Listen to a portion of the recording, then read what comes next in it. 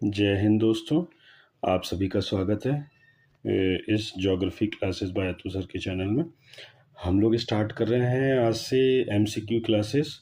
और अभी जैसे कि parallelly we are doing world geography mapping, तो साथ ही साथ हम लोग वर्ल्ड ज्योग्राफी की पीवाईक्यू भी स्टार्ट कर रहे हैं।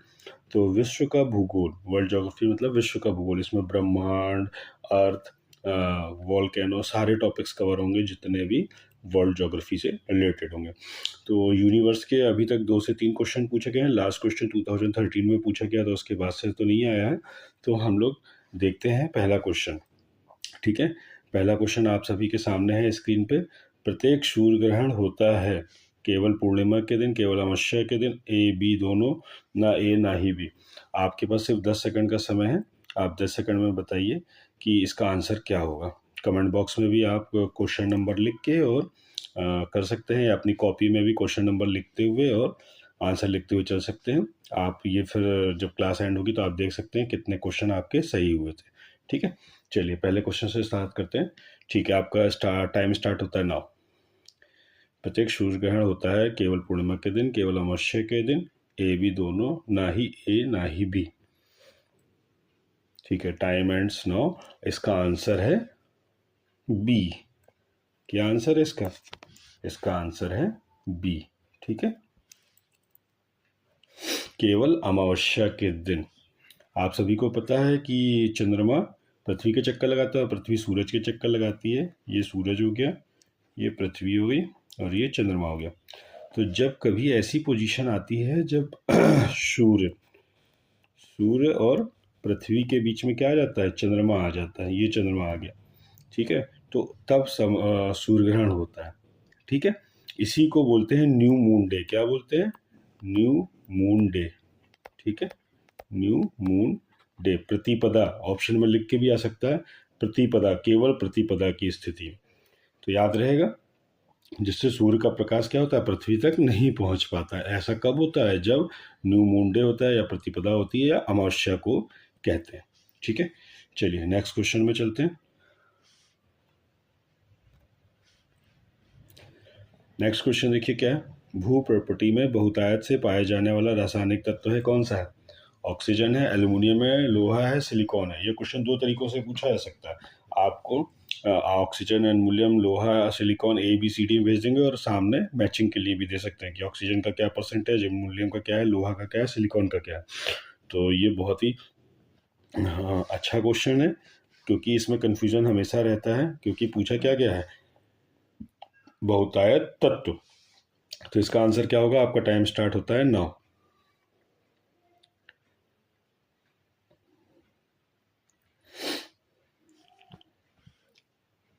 Time ends. इसका आंसर है ए, ऑक्सीजन। क्या आंसर है? ए। इसका घटता हुआ क्रम देख लीजिए। सबसे ज़्यादा पाया जाता है ऑक्सीजन, फिर पाया जाता है सिलिकॉन, ठीक है, उसके बाद पाया जाता है एल्युमिनियम, और फिर पाया जाता है आपका आयरन। ठीक है, ऑक्सीजन का परसेंटेज लिख लीजिए 46.60 है। ठीक है, सिलिकॉन का परसेंटेज लिख लीजिए 27.72 है। 27.72। ठीक है, एल्युमिनियम का परसेंटेज लिख लीजिए 8.13 है। ऐसे परसेंटेज में दे सकता है, अभी तक दिया नहीं है तो क्वेश्चन बन सकता है, याद रखिएगा। और आयरन का है 5.00। तो सबसे ज़्यादा कौन सा पाया जाता है? इस क्वेश्चन को ऐसे ही घुमा के पूछ सकता है, निम्न में से कौन सा सबसे कम पाया जाता है? तो आपको ये परसेंटेज भी याद होने चाहिए। ठीक है, चलिए अगले क्वेश्चन की तरफ बढ़ते हैं।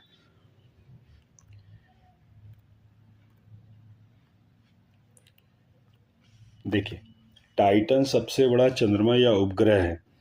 ये क्वेश्चन कब आया था? 2006 में आया था। ठीक है, बताइए इसका आंसर क्या होगा। आपका टाइम स्टार्ट होता है नाउ।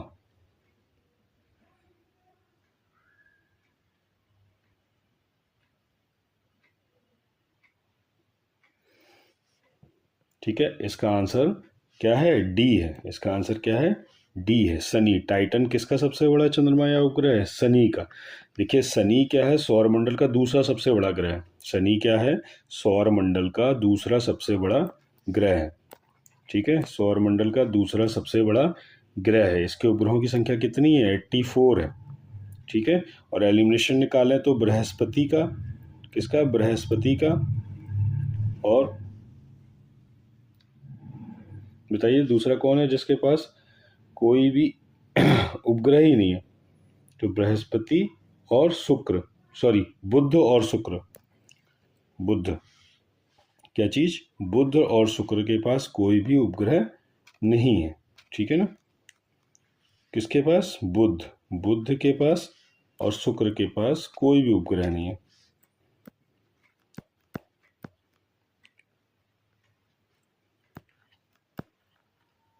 बुध और शुक्र के पास कोई भी उपग्रह नहीं है। ठीक है, याद रखिएगा।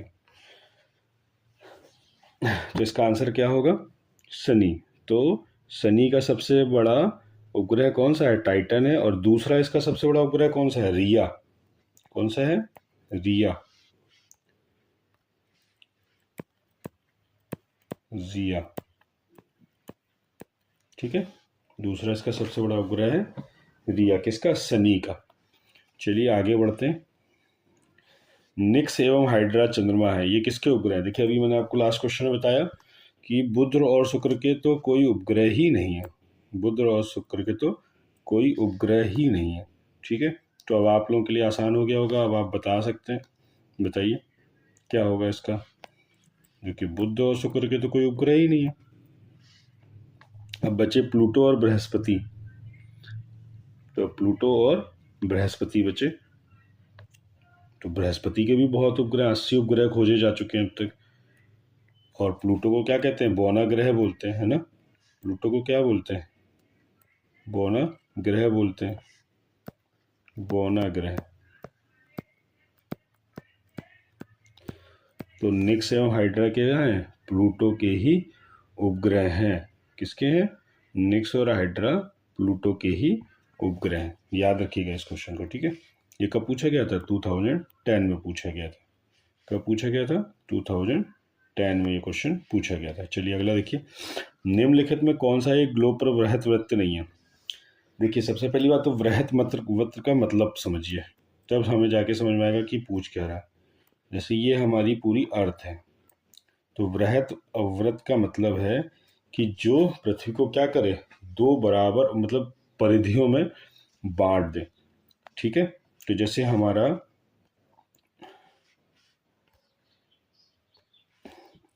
ये अर्थ है,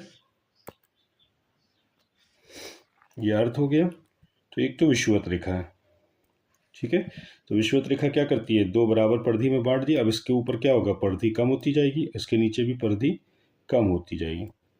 ठीक है, तो हमारा दो बराबर परिधि में क्या है? बांट देता है। कौन से? तो विषुवत। तो विषुवत रेखा तो है ही। ठीक है, और जितनी भी मेरिडियन है, देशांतर रेखाएं, क्या है? देशांतर रेखाएं, वो सब क्या है? वृहत वृत्त है। क्या है? वृहत वृत्त है। देशांतर रेखाएं सभी वृहत वृत्त है और विषुवत रेखा। तो देख लीजिए, ये भी देशांतर रेखा है, ये भी देशांतर रेखा है। तो क्या बच रही है? खाली ये बच रहा है, डी ऑप्शन। तो एलिमिनेशन से गए तो हमने क्या देखा कि सिर्फ डी ऑप्शन इसका राइट आंसर। तो सिंपल सी लाइन है, याद कर लीजिए यदि नहीं समझ में आ रहा है। वृहत वृत्त क्या है? विषुवत रेखा, इक्वेटर लाइन। इसी को क्या बोलते हैं? इक्वेटर लाइन वृहत वृत्त है, और सारी मेरिडियन लाइन क्या है? वृहत वृत्त है। इन्हीं को क्या बोलते हैं? Great circle. क्या बोलते हैं? Great circle. ठीक है, ग्रेट सर्किल। चलिए आगे बढ़ते हैं। प्रधान याम्योत्तर नहीं गुजरती है। 2010 में क्वेश्चन पूछा गया था, प्रधान याम्योत्तर नहीं गुजरती है। बताइए प्रधान याम्योत्तर कहाँ से नहीं गुजरती है? आपका समय स्टार्ट होता है। ठीक है, बताइए।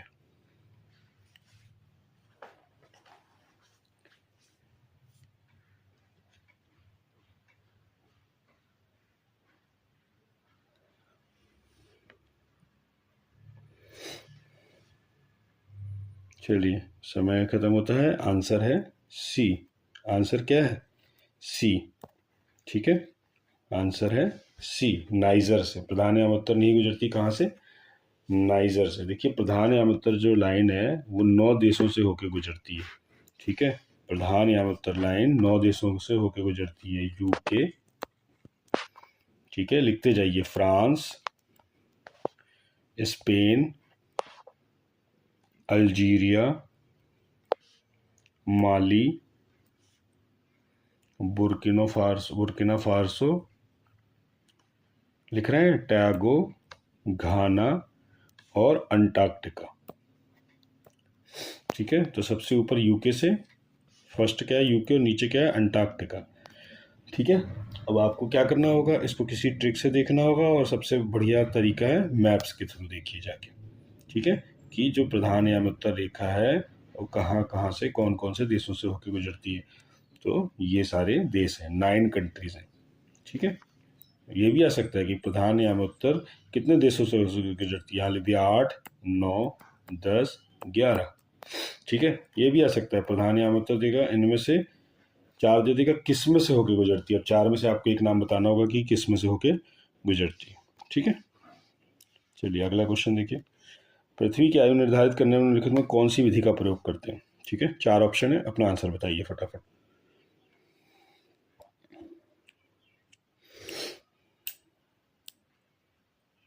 ठीक है, टाइम खत्म होता है। देखिए इसका आंसर है सी। क्या है इसका आंसर? सी आंसर है। ठीक है, यूरेनियम डेटिंग। ठीक है, बस आप इतना याद कर लीजिए कि यूरेनियम डेटिंग पृथ्वी की आयु निर्धारित करने में कौन सी विधि का प्रयोग होता है? Uranium dating. ठीक है, कार्बन डेटिंग आपने पढ़ा ही होगा, जीवाश्मों की आयु के लिए होता है। हमें पृथ्वी की आयु निर्धारित करने के लिए यूरेनियम डेटिंग का प्रयोग किया जाता है। ऐसे क्वेश्चन 2006 में पूछा गया था। ठीक है, चलिए अगला क्वेश्चन देखते हैं।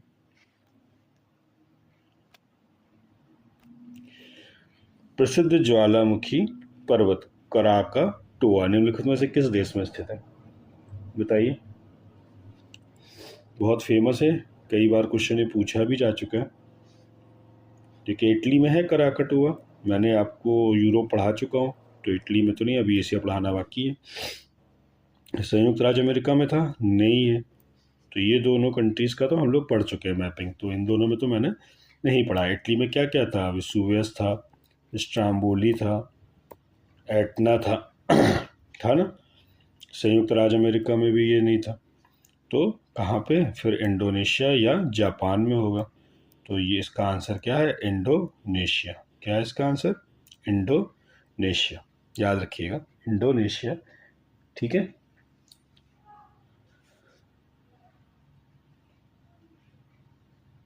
चलिए अगला क्वेश्चन देखिए।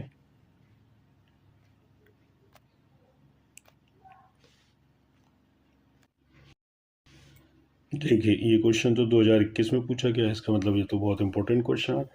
ठीक है, प्रशांत महासागर, प्रशांत पैसिफिक ओशन में गैलापागोस द्वीप समूह, गैलापागोस आइलैंड है ना, गैलापागोस आइलैंड के संदर्भ निम्नलिखित में से कौन सा कथन सही है? इनकी, देखिए सबसे पहले तो पहला क्वेश्चन पढ़िए, ऑप्शन पढ़िए। इनकी उत्पत्ति ज्वालामुखी गतिविधि के द्वारा हुई है। ठीक है, पहला तो ये हो गया कि ये दक्षिणी अमेरिकी राष्ट्र पेरू का हिस्सा है। पूछ रहा है ये दक्षिणी अमेरिकी राष्ट्र पेरू का हिस्सा है।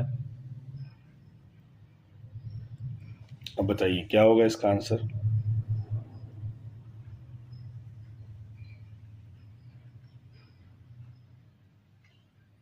चल देखिए, दक्षिणी अमेरिकी राष्ट्र पेरू का हिस्सा है क्या ये? बताइए।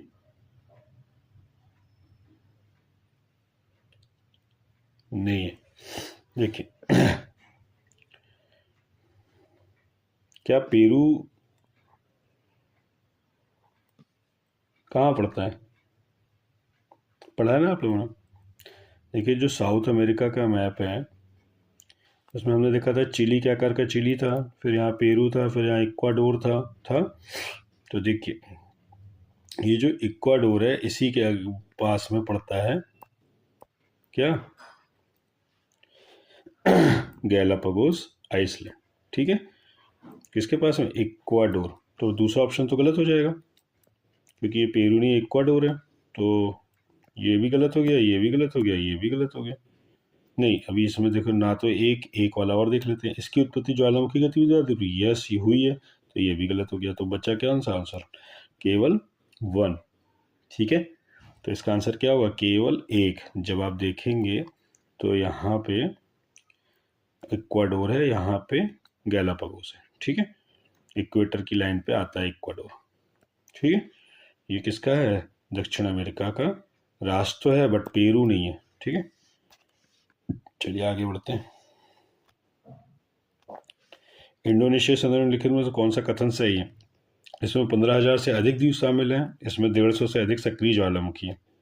बताइए, देखिए कितना इंपॉर्टेंट क्वेश्चन 2021 में आ गया। जैसे जैसे हम आगे बढ़ रहे हैं, ऑप्शन कैसे होते जा रहे हैं? हमारे पढ़े लिखे तो हैं, लेकिन हमें फैक्ट नहीं पता है।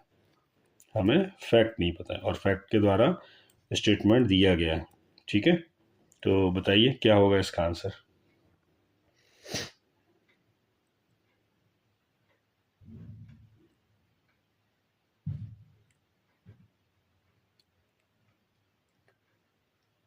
समय खत्म होता है।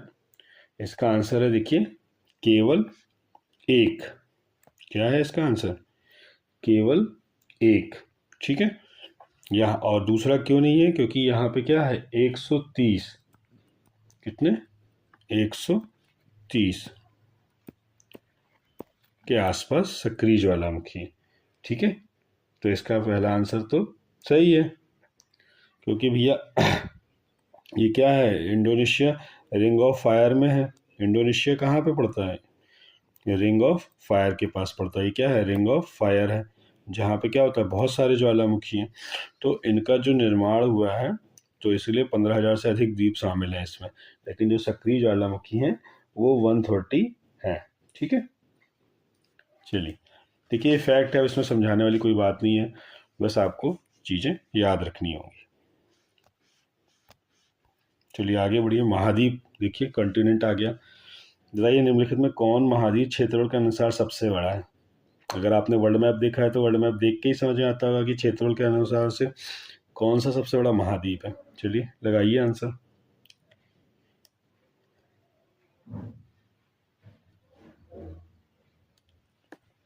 ठीक है, देखिए आंसर है इसका अफ्रीका। क्या है? अफ्रीका।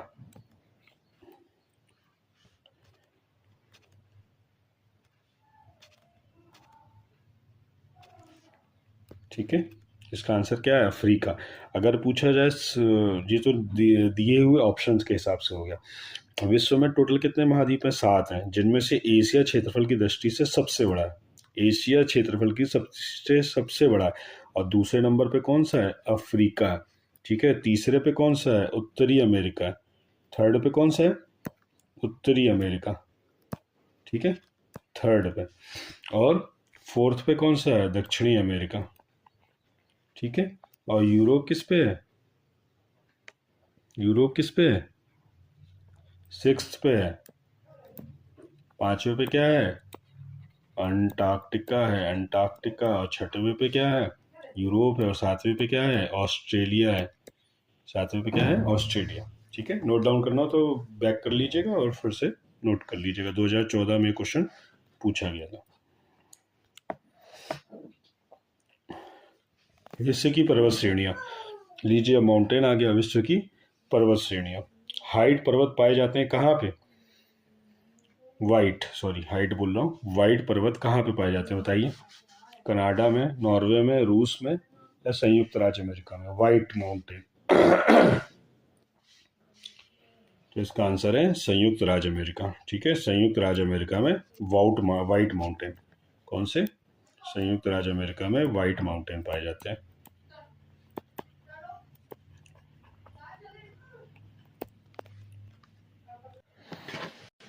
ठीक है, तो हम लोग कहाँ थे? White mountain. तो देखिए जो वाइट माउंटेन है वो कहाँ पे पाए जाते हैं? New Hampshire. कहाँ पे? New Hampshire. इसका जो विस्तार है वाइट माउंटेन का, न्यू हैम्पशायर और, ठीक है, मायने, हैम्पशायर और मायने में। ठीक है, याद रखिएगा, हैम्पशायर और मायने में इनका विस्तार। कहाँ पे पाए जाते हैं? संयुक्त राज्य अमेरिका में। ठीक है, चलिए एक नेक्स्ट क्वेश्चन करते हैं। सूची 1 तथा सूची 2 का इस्तेमाल कीजिए। ठीक है, 2 इंडेक्सेस दिए हैं, सूची 1 पहला और सूची 2, ABCD 1 2 3 4। इनका मिलान करना। देखिए 2 ऑप्शन नीचे से कट गया है, तो आप खाली मुझे ऐसे करके अपना कमेंट में आंसर लिख के भेज सकते हैं। अब यहाँ मैं टिक नहीं लगा पाऊंगा। ठीक है, तो कमेंट में आप आंसर मुझे भेज सकते हैं, मैं बता दूंगा। देखिए मैंने अभी आपको क्या पढ़ाया, यूरोप पढ़ाया। ठीक है, तो यूरोप का आप बता ले जाएंगे। बताइए यूरोप का क्या बताया था। आल्प्स कैसे माउंटेन थे, मैंने बताया वीडियो में। ठीक है, आल्प्स कैसा माउंटेन था बताइए। और वोल्जेस कैसा माउंटेन था ये भी बताइए। ठीक है, और विंध्य कैसा माउंटेन है, ये तो इंडिया के बारे में आपने सबने पढ़ा है। कैसा माउंटेन है ये भी बताइए। फिजियामा कैसा माउंटेन है ये भी बताइए। देखिए इसका आंसर जो है वो है बी। क्या है, बी। आल्प्स कैसा है, वलित पर्वत है। वलित पर्वत है। कौन सा है, देखिए हमने ये पढ़ा है कि ये जो प्लेट है यूरेशियन। ठीक है, और यहाँ पे जो ये प्लेट है कौन सी है, यूरोप की है। तो ये क्या है, अपवर्ड नॉर्थ की तरफ जा रही है। ठीक है, तो यहाँ पे किस पर्वत का निर्माण हुआ, आल्प्स का निर्माण हुआ। ठीक है, वॉस्जेस, वॉस्जेस मैंने आपको बताया था कैसा है पर्वत बताइए। Block mountain. कैसा, ब्लॉक माउंटेन है ना। ब्लॉक माउंटेन क्या होता है, जैसे ये है एक माउंटेन, ये है एक माउंटेन, ये है। तो या तो ये दोनों माउंटेन क्या होंगे, अपवर्ड हो जाएंगे, या तो ये माउंटेन दोनों डाउनवर्ड हो जाएंगे। मतलब कि ये माउंटेन जब दोनों अपवर्ड होंगे तो बीच में क्या हो जाएगा एक वैली का निर्माण हो जाता है। इसी में रिफ्ट वैली का निर्माण हो जाता है। ठीक है ना, भ्रंश की घाटी जिसे बोलते हैं। तो वॉस्जेस हो गया ब्रंसोत पर्वत। ठीक है, ब्रंसोत मतलब ब्लॉक माउंटेन। विंध्य क्या हो गया आपका, विंध्य क्या है, अवशिष्ट पर्वत हो गया।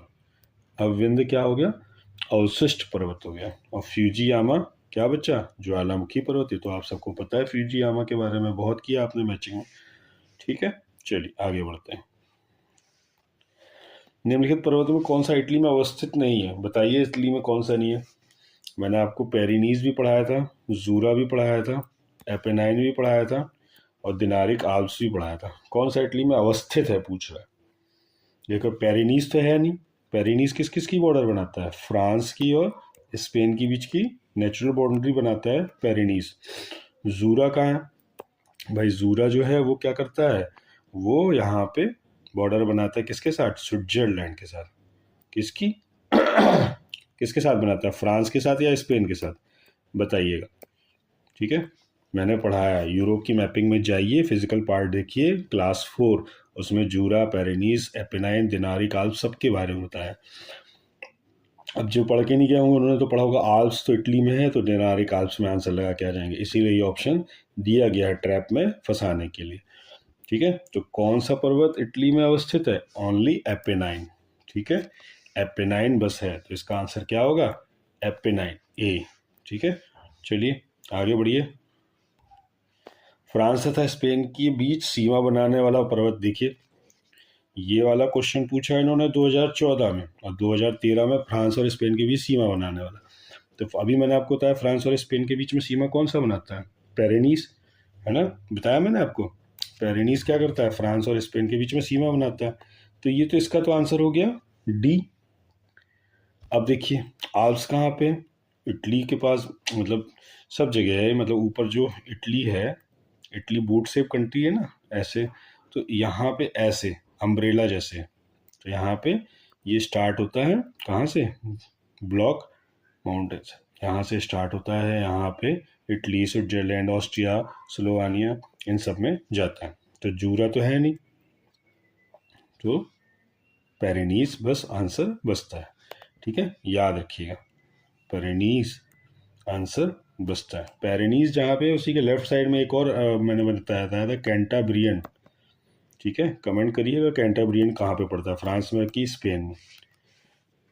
ठीक है, देखिए कि मैं यही बताना चाहता था, 2013 में इन्होंने पूछा पेरिनीस, 2013 में क्या पूछा है इन्होंने, पेरिनीस, और 2014 में पूछ लिया पेरिनीस के साथ साथ और भी अगल बगल के। ठीक है, तो यही बस आपको मतलब हमेशा ये देखना है पूछ क्या रहा है, और उसी के आसपास का अगले बार भी पूछेगा, मतलब उसी से रिलेटेड पूछेगा। तिब्बत के पठार की समतल से औसत ऊंचाई कितनी है? अब ये तो फैक्ट है, याद करना पड़ेगा, है ना। तो तिब्बत के पठार से कितनी ऊंचाई है? Approx 4.5 kilometre. कितनी है? 4.5 किलोमीटर। तो इसमें 4.5 किलोमीटर ऑप्शन नहीं है, तो उसको हम क्या लगाएंगे?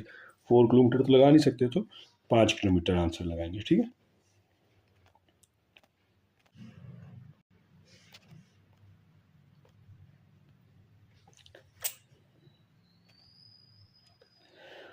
ठीक है, लास्ट क्वेश्चन देखिए, अंधी घाटियां। अंधी घाटियां। अंधी घाटियां कहाँ पाई जाती हैं? काष्ठ प्रदेश में, शुष्क प्रदेश में, टुंड्रा प्रदेश में, हिमानीकृत प्रदेश में। तो ऑप्शन जैसे आपने कास्ट टोपोग्राफी पढ़ी ही होगी।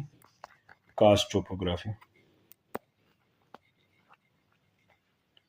तो वहां पे ये क्या है, एक क्या है, आकृति बन के आती है। जब कास्ट टोपोग्राफी मिलते हैं, चूनों के पत्थरों में पाई जाती है बेसिकली, जहाँ से चूनो पत्थर क्या होता है, पानी के साथ घुल जाता है, उसकी वजह से वहाँ पे छोटे छोटे गड्ढे, जिनको हम लोग गोल बोलते हैं, फिर रंध्र बोलते हैं, फिर प्याला बोलते हैं। फिर वहीं से जैसे ये नदी आ रही है और यहाँ पे नदी गायब हो गई, तो आगे क्या हो गई, अंधी घाटी हो गई। ठीक है, इसी तरीके की आकृतियां उसमें कई सारी बनती हैं। तो ये क्या है, आपको याद करना पड़ेगा कि कास्ट पर ये अंधी घाटियां कहाँ पे पाई जाती है, तो कास्ट प्रदेश में पाई जाती हैं। ठीक है, याद रखिएगा। चलिए, तो आज हम लोग यहाँ पे सेशन ख़त्म करते हैं, और नेक्स्ट क्लास में फिर इसी के आगे, ठीक है, हमने जितने भी आज तक RO में क्वेश्चन आए हैं उन सबको हम इसमें कवर कर रहे हैं, ताकि आपके आने वाले पेपर के लिए अच्छा सा रिवीजन हो जाए। ठीक है, जय हिंद दोस्तों, नए क्लास में मिलते हैं। देखिए, मैंने इसमें करीब 19-20 क्वेश्चन कराए होंगे, लेकिन उसके साथ कई और भी फैक्ट को कवर करने की कोशिश करी है। तो क्वेश्चन अगर आप देखोगे फैक्ट वाइज, तो करीब 30-40 क्वेश्चन होंगे। तो ये मत देखिएगा कि ये तो 100 क्वेश्चन की मैराथन नहीं है, 200 क्वेश्चन की मैराथन नहीं है। मेरा उद्देश्य है कि आप कम क्वेश्चन पढ़ें, लेकिन उससे अगल बगल के फैक्ट को जरूर पढ़ें। ठीक है, thank you so much guys.